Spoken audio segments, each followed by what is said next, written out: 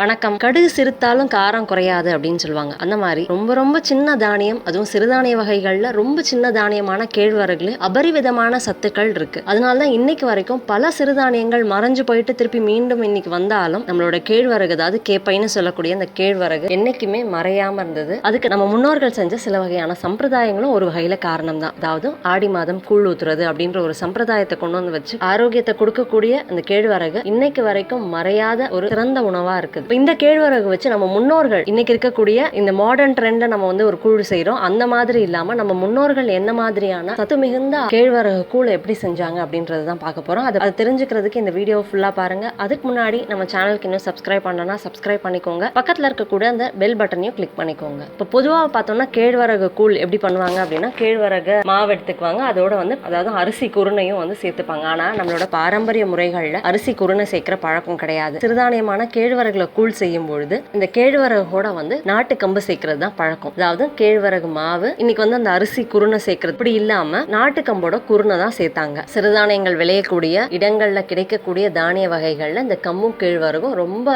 முக்கியமான ஒரு இடத்தை பிடிச்சது மட்டும் இல்ல, உடலுக்கு அவசியமான பல வகையான சத்துக்களை கொடுக்கக்கூடிய தானியங்களும் இது ரெண்டுமே. அதே மாதிரி உடலுடைய உஷ்ணத்தை சமநிலைப்படுத்துறதுக்கு உதவக்கூடிய தானியங்களும் இது ரெண்டும். அதனாலதான் இந்த ரெண்டு தானியங்களையும் ஒன்னா சேர்த்து நம்ம வந்து பாரம்பரிய முறையில கூழ் செய்யும் பொழுது பல வகையான சத்துக்கள் உடலுக்கு சேரும். அனைத்து விதமான வைட்டமின் சத்துக்கள், அதே மாதிரி தாது சத்துக்கள், புரதம், கொழுப்பு சத்து, இந்த மாதிரி எல்லா விதமான சத்துக்களும் நிறைஞ்ச ஒரு சிறந்த கூழ் தான் இந்த கேழ்வரகு கூழ். இந்த கேழ்வரகு கூழ் நம்ம என்ன பண்ண போறோம் அப்படின்னு பார்த்தோம்னா, நான் வந்து 1 கப்பு கேழ்வரகு மாவு எடுத்துக்கிறேன். இந்த 1 கப்பு கேழ்வரகு மாவுக்கு ஒரு 4 ஸ்பூனுக்கு வந்து நம்ம நாட்டு கம்பு எடுத்துக்கிறோம். இப்போ நான் நாட்டு கம்பு அப்படியே எடுத்துக்கிறேன். இதை வந்து நம்ம வந்து சும்மா மிக்சியில் போட்டு குறைன்னு குருணையாக அரைச்சி எடுத்துக்கலாம்.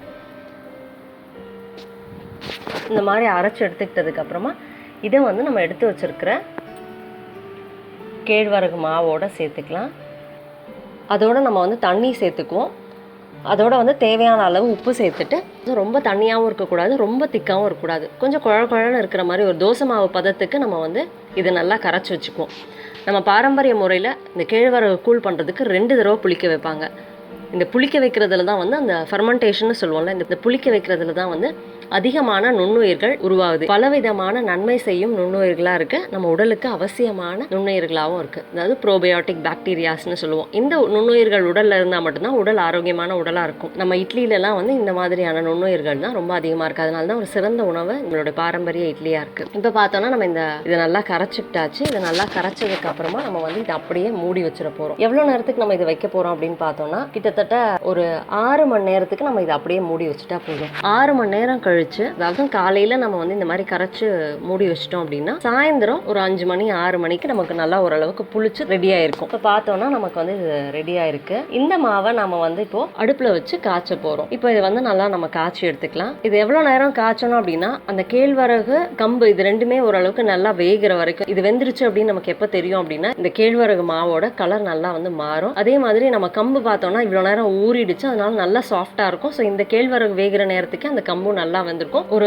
5 நிமிஷம் நல்லா வந்து நம்ம அடுப்புல வச்சு கிண்டுனாலே வந்து இந்த கேழ்வரகு கம்பு மாவு நமக்கு ரெடி ஆயிடும். ஒரு சின்ன பாத்திரத்துல நம்ம தண்ணி வச்சுட்டு அதுல வந்து இந்த கேழ்வரகு மாவை கொஞ்சம் எடுத்து போட்டோம்னா அது அப்படியே நிற்கும். இந்த மாதிரி நின்றுச்சு அப்படின்னாலே நம்ம கேழ்வரகு கம்பு கூழ் மாவு ரெடி ஆயிடுச்சு அப்படின்னு அர்த்தம். இன்னொன்று, நம்ம சாப்பிடும்போது அந்த வாயில தட்டுப்படும் போது நல்லா டேஸ்ட்டாகவும் இருக்கும். அந்த கம்பு தனியான ஒரு வாசனையும் சுவையும் அதுக்கு இருக்கும். இப்போ இந்த ஸ்டேஜில் வந்து நம்ம அடுப்பு ஆஃப் பண்ணி அப்படியே வச்சிடலாம். ஒரு 1/2 hour கழிச்சு பார்த்தோம்னா இன்னும் நல்லா இறுகி நல்லா ஆறி இருக்கும். இந்த ஆறி இருக்கிற நேரத்தில் நம்ம இன்னொரு மண் சட்டியில் கொஞ்சம் தண்ணி எடுத்துக்கணும். நல்லா குடிக்கிற தண்ணி எடுத்துக்கலாம். அந்த தண்ணியில் நம்ம கையில் நல்லா வந்து தண்ணி தொட்டுட்டு இந்த கேழ்வரகு மாவு எடுத்து சின்னதாக உருட்டிட்டு, அதாவது நல்லா ஆறுனதுக்கு அப்புறமா இந்த கேழ்வரகு மாவு எடுத்து சின்னதாக உருட்டி நம்ம வந்து அந்த தண்ணியில போட்டுற போறோம். இப்ப பார்த்தோம்னா நமக்கு இந்த கேழ்வரகு உருண்டை ரெடி ஆயிடுச்சு. நான் வந்து 1 கப்பு கேழ்வரகு மாவு எடுத்தேன். இந்த 1 கப்பு கேழ்வரகு மாவு அப்படின்னு சொல்றது பார்த்தோம்னா ஒரு நாளைக்கு 2 பேர் சாப்பிடலாம். அதாவது 2 உருண்டை ஒரு ஆளுக்கு அப்படின்ற மாதிரி நம்ம கேழ்வரகு கூழ் ரெடி பண்ணி சாப்பிடலாம். இந்த மாதிரி தண்ணி தொட்டுட்டு நம்ம வந்து இந்த உருண்டை பிடிக்கும் போது ரொம்ப ஈஸியாகவும் பிடிக்கலாம். முடிஞ்ச வரைக்கும் அடுத்த நாளே வந்து பயன்படுத்துற மாதிரி இருந்ததுன்னா கையில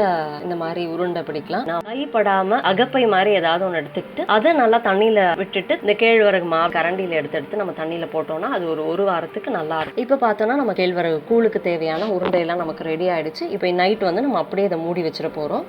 அடுத்த நாள் காலையில நம்ம எந்திரிச்சு பார்த்தோம்னா இது நல்லா வந்து புளிச்சு நல்லா இருக்கும். அதாவது 2 தடவை புளிக்க வச்சு இந்த மாதிரி பாரம்பரியமான முறையில் செய்யும் பொழுது அவ்வளவு சத்துக்கள் இதில் இருக்குது. இப்போ பார்த்தோன்னா அடுத்த நாள் காலையில் நம்ம இதில் தேவையான அளவுக்கு கேழ்வரகு உருண்டைகளை மட்டும் எடுத்துக்கலாம். நான் வந்து ஒரே ஒரு உருண்டை எடுத்துக்கிறேன். நல்லா மசிச்சு எடுத்துக்கலாம். அந்த மாதிரி பண்ணும்பொழுது என்னன்னா அதில் கட்டி எதுவும் இல்லாமல் நல்லா வந்து தண்ணியோட சேர்ற அளவுக்கு நம்ம வந்து நல்லா மசிச்சு விட்டுக்கணும். இதோட தேவையான அளவு நல்லா கடைஞ்சு வச்ச மோரை சேர்த்துக்கலாம். அதோட வந்து நான் சின்ன வெங்காயமும் மாங்காயும் சேர்க்கிறேன். நமக்கு காரத்துக்கும் புளிப்புக்கும் சின்ன வெங்காயம் மாங்காயும் நல்ல ஒரு சுவையை கொடுக்கும்.